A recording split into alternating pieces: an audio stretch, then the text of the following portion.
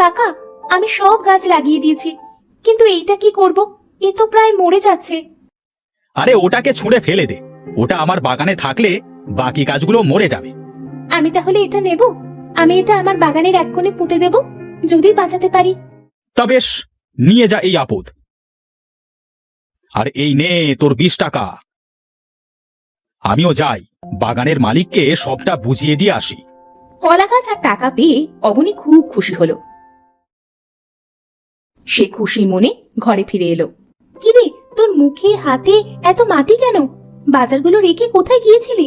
এই যে 20 টাকা, তুই না বলেছিলি ঘরের চাল সারাবে, 10 টাকায় হয়ে যাবে, আর বাকি টাকা দিয়ে মায়ের জন্য কবিরাজের থেকে ওষুধ কিনবো। এত টাকা তুই কোথায় পেলি?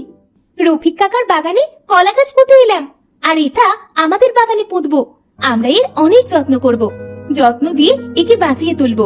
তুই একা একা এত কষ্ট করলি বোন, আমাকে বলতি, আমিও তোকে সাহায্য করতাম। তুই তো লাউ মাজা তৈরি করছিলি। চল এখন একে বাগানে লাগিয়ে আসি। তুই যা, গাছটাকে সুন্দর করে লাগিয়ে একটা ডুব দিয়ে আয়, আমি তোর খাবার বাড়ছি। মা খেয়েছে আপু? তুই কেন এখনো না খেয়ে বসে আছিস? তোকে রেখে কখনো খেয়েছি? তাড়াতাড়ি খা, সব জুড়িয়ে গেল। পান্তা আর পেঁয়াজ, এর আবার জুড়ানো কি? জানিস আপু, আমি শুনেছি পান্তা ভাত দিয়ে কলা মেখে খেতে খুব মজা। আমাদের বাগানের গাছটা যদি বেঁচে যায়, তবে খাওয়ার জন্য কিছু কলা রেখে বাকিটা বিক্রি করে দেব। ওরা খাওয়া শেষ করতেই ওদের এক প্রতিবেশী এলো। আরে বাপরে, তোরা তো দেখি বেশ সুখী আছিস। তা আমাকে দুটো কাঁচা লঙ্কা দিতে পারবি? আসলে আমি আবার কাঁচা লঙ্কা ছাড়া ডিম খেতে পারি না। রুবেল ভাই, তুমি একটু দাঁড়াও, আমি এখনই বাগান থেকে টাটকা কাঁচা লঙ্কা তোমাকে এনে দিচ্ছি। রুবেল ওদের প্রতিবেশী হলেও সে সব সময় নবীনী আর অবনীকে হিংসে করত। ছোট্ট একটা বাগান থেকে সামান্য সবজি ফলিয়ে ওদের কত সুখে দিন কাটে। ইস, যদি ওদের বাগানটা নষ্ট করে দিতে পারতাম, কিন্তু কাঁটা তারের বেড়া ডিঙিয়ে তা সম্ভব নয়। অসহ্য করে না। এমন ভিখিরি প্রতিবেশী না থেকে যদি বড় লোক কেউ আমার প্রতিবেশী হতো, কি ভালোটাই না হতো। কি এত ভাবছো?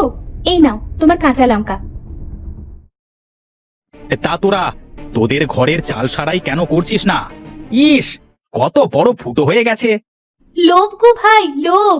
এই দেখো না, সকালে সূর্যের আলো যখন ওই ফুটো দিয়ে আমাদের ঘরে উঁকি দেয়, তখন আমরা বুঝতে পারি সকাল হয়ে গেছে।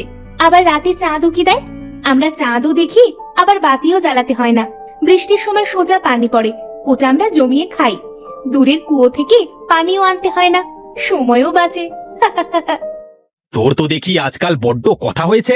নিজের বোনকে দেখে কিছু শিখতে পারিস না? আসলে সত্যি কথা বললে তো শত্রুর মুখে ছাই পড়ে, কি বলো? আহ বোন, কি হচ্ছে এসব? তুই যা, গাছগুলোতে পানি দিয়ে আয়, আমিও আসছি। চলি গো। আমি কি তোদের বাড়িতে থাকতে এসেছি? যাত্ত সব। চলি রে, আমার ভাতগুলো জুড়িয়ে গেল।